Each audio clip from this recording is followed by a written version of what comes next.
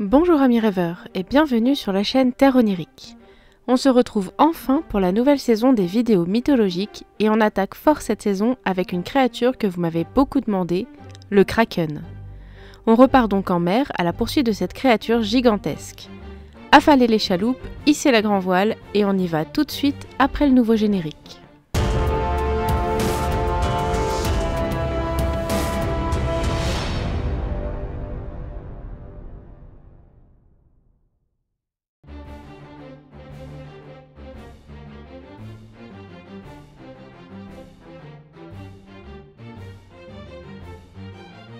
On va commencer cette vidéo sur une petite précision avant toute chose.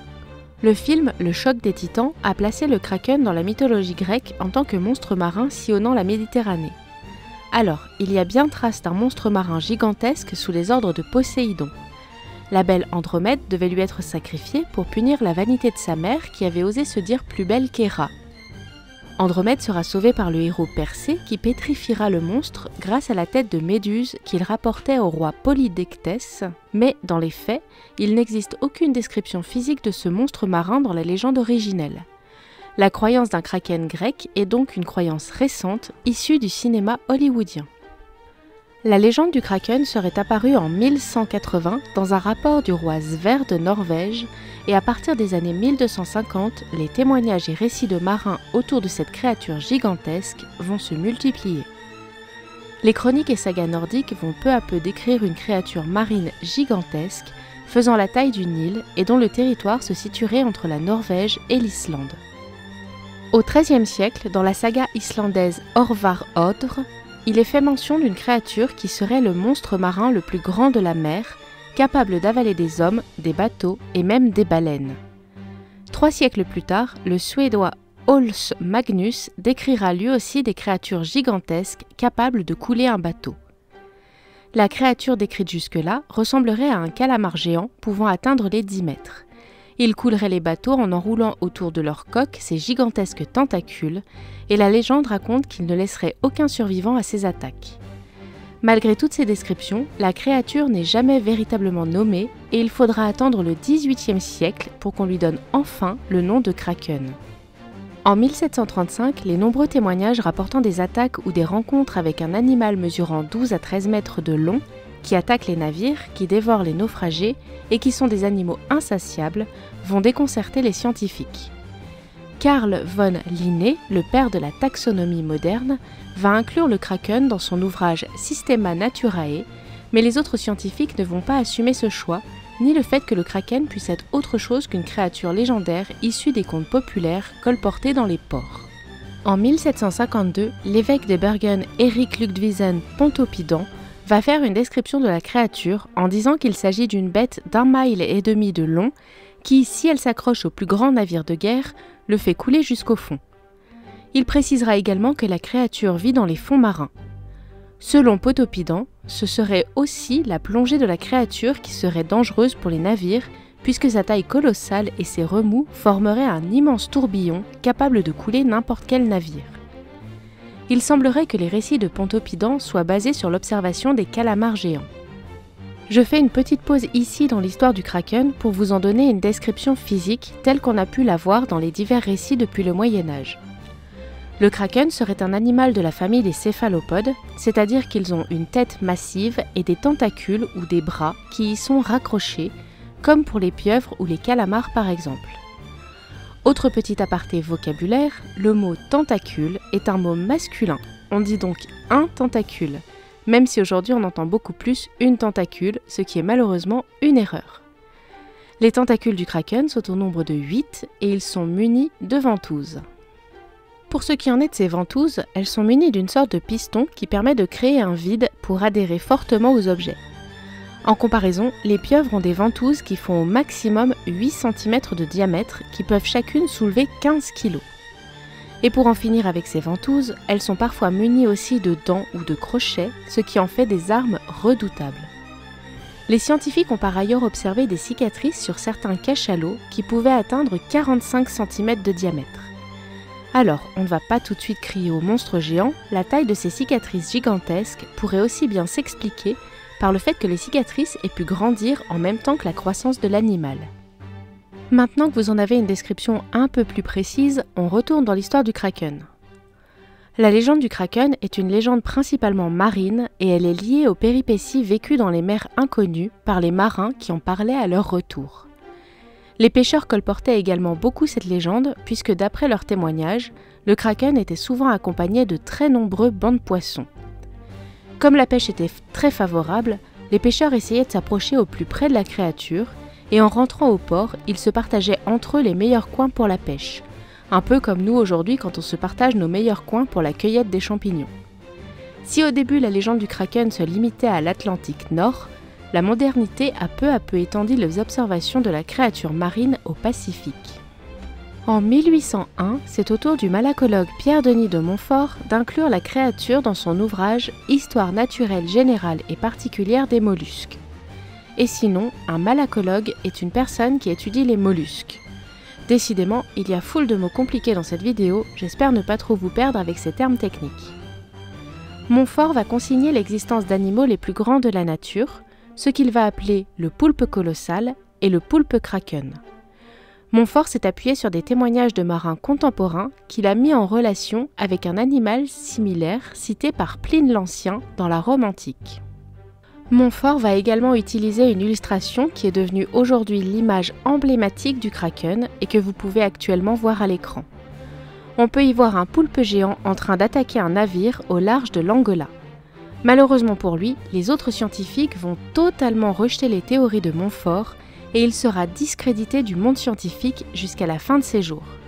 Sa carrière scientifique ne se relèvera jamais, il sera ruiné et il va mourir de faim à Paris en 1820. En 1861, le capitaine de frégate Frédéric Bouillet de l'Alecton, un navire français, va relater dans un rapport qu'il a soumis à l'Académie des sciences sa rencontre avec un céphalopode de 6 mètres de long au nord-est de Tenerife, dans l'Atlantique. Selon lui, l'animal voulait éviter le navire, mais il a donné l'ordre de le prendre en chasse. Ils lui ont lancé des harpons et ont tiré des coups de feu dans sa direction, mais finalement, la créature a réussi à s'enfoncer dans les profondeurs de l'océan. Petit à petit, le Kraken va devenir un personnage littéraire. Les auteurs Victor Hugo et Jules Verne vont le mettre en scène dans leurs romans. Et pour ce qui est de Jules Verne, dans son roman 20 000 lieues sous les mers, il décrit de façon romanesque l'épisode de l'Alecton.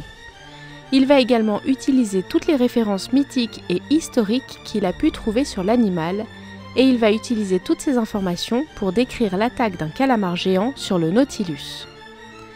Si vous n'avez jamais lu 20 000 lieues sous les mers, c'est un roman plutôt agréable qui se lit facilement et rapidement. Comme c'est un ouvrage qui est aujourd'hui tombé dans le domaine public, vous pouvez facilement le trouver gratuitement sur internet en version dématérialisée. Perso, grâce à l'application gratuite Kindle, j'ai téléchargé les œuvres complètes de plusieurs auteurs qui sont aujourd'hui dans le domaine public, dont l'intégrale des œuvres de Jules Verne. Si jamais ma petite astuce peut vous aider à faire quelques économies. Si vous préférez les versions matérielles, ce que je peux tout à fait comprendre, il est assez facile de trouver de tels romans dans des brocantes ou dans les étagères des locaux d'Emmaüs, où vous pouvez parfois y trouver de véritables trésors, éditions rares ou précieuses par exemple. Je ne sais pas si vous le savez, mais dans la nature, il existe chaque jour des espèces qui disparaissent et on en découvre de nouvelles. C'est ce qu'on pourrait appeler de façon familière le cycle de la vie et de la nature. Et donc, pour le Kraken, les choses ont énormément évolué au fil des siècles et les scientifiques vont faire des découvertes qui vont tendre à prouver l'existence de calamars géants dans le fond des océans. La plupart des scientifiques sont en accord pour dire que les fonds marins recèlent encore de nombreux secrets et qu'on ne connaît toujours pas toute la faune et la flore qui les habitent. Les scientifiques se sont finalement mis d'accord pour dire qu'il existait une espèce de calamar géant qui n'avait pas encore été découverte et ils l'ont communément appelé l'Architeuthis dux, et il faudra attendre encore quelques années pour que le calamar géant soit enfin aperçu et filmé. On ne connaît pas grand-chose du cycle de vie du calamar géant, ni ses habitudes, ni même s'il s'agit d'une seule espèce de calamar. En 2006, une équipe de scientifiques japonais va avoir pour la toute première fois la chance de filmer l'animal dans son milieu naturel. Et en 2012, ce sont des scientifiques américains qui vont réussir à capter brièvement quelques images. Il semblerait que le mâle mesure en moyenne 10 mètres de long et les femelles 14. L'œil du calamar géant serait le plus grand de tout le règne animal, pouvant atteindre jusque 30 cm de diamètre. Son habitat se situe dans les profondeurs extrêmes, principalement dans l'Atlantique et le Pacifique. Ce qui explique pourquoi il est si difficile de le voir et de l'étudier. Il trouve également refuge dans le canyon d'Avile, à 5000 mètres de profondeur, au large des Asturies. Les pêcheurs locaux sont habitués à cet animal depuis bien longtemps et ils lui ont même donné le petit surnom de péludin, c'est-à-dire le petit velu. D'ailleurs, en 1997, un musée dédié à cet animal a été ouvert à Luarca. Aujourd'hui, on sait que le calamar géant existe, même s'il est bien moins dangereux que le monstre marin dévoreur de navires que l'on pouvait trouver dans les anciens mythes et bestiaires de la Renaissance. Cependant, le mystère fait toujours couler beaucoup d'encre chez les cryptozoologues, comme par exemple en 2012, avec la disparition de l'île de Sandy, entre la Nouvelle-Calédonie et l'Australie. Cette île a été cartographiée plusieurs fois et on pouvait aussi la trouver sur Google Earth. Une expédition scientifique a été envoyée pour étudier la faune et la flore locale, mais une fois arrivés sur place, ils n'ont trouvé aucune trace de l'île. La profondeur locale étant de 1400 mètres, ça a exclu une origine tectonique ou géologique pour expliquer la disparition. Cette histoire rejoint alors d'anciens témoignages disant que le kraken restait parfois suffisamment en surface pour être confondu avec une île, et quand il retournait dans les profondeurs, ces îles, qui du coup n'en étaient pas, pouvaient disparaître en quelques instants. Voilà en gros pour l'histoire du kraken, et cette fois c'est une légende qui peut s'expliquer par l'existence peu connue à l'époque des calamars géants. Je vous propose d'aller maintenant voir l'impact du kraken dans la pop culture.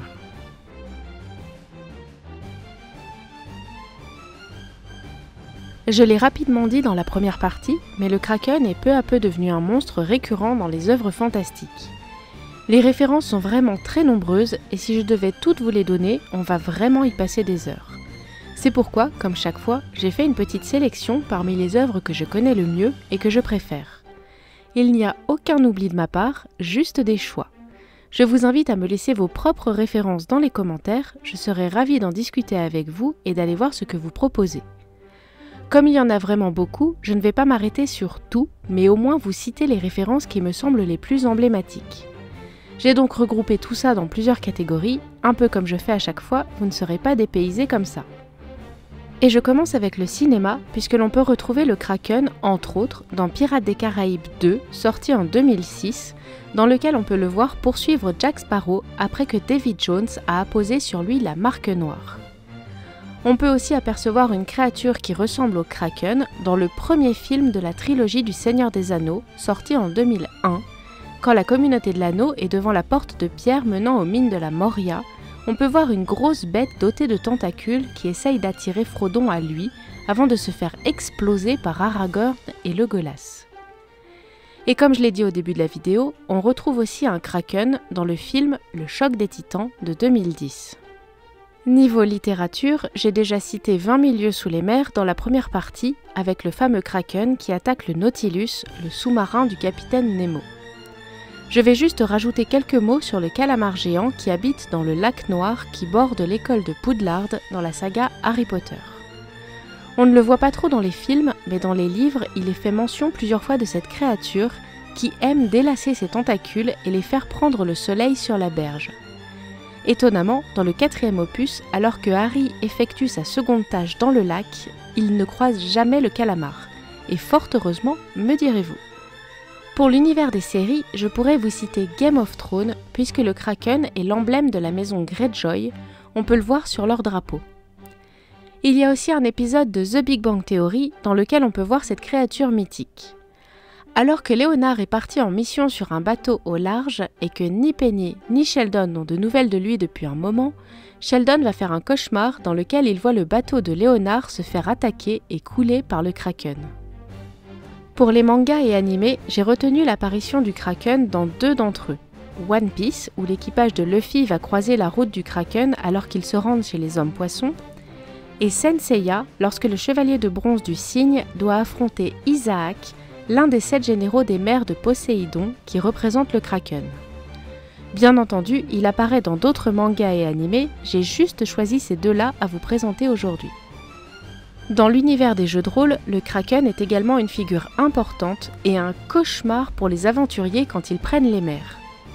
On le retrouve dans Donjons et Dragons, je vous cite souvent ce jeu, mais c'est aussi la référence des jeux de rôle médiévaux fantastiques.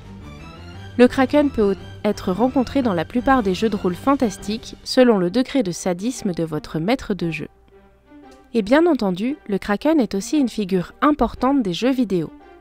Tout récemment, il a été ajouté dans le jeu Sea of Thieves, jeu auquel je n'ai pas joué, même si j'ai pu voir 1 ou 2 streamers dessus. Pour les MMO, on peut apercevoir le Kraken dans World of Warcraft, mais aussi dans Guild Wars et dans Final Fantasy XI, où il désigne une famille de monstres et un ensemble de boss. Dans League of Legends, il y a également un personnage qui s'appelle Illaoi, qui est la prêtresse du Kraken. Elle a des tentacules et elle peut en faire apparaître sur le terrain. Le Kraken fait aussi une apparition dans plein de jeux, on le retrouve aussi bien dans God of War 2 que dans Assassin's Creed 2 ou encore l'excellent Dragon Quest VIII, l'Odyssée du Roi Maudit. On le trouve aussi dans Fable, The Witcher, Pokémon et même dans les Sims 3, plus précisément dans l'add-on Île de Rêve.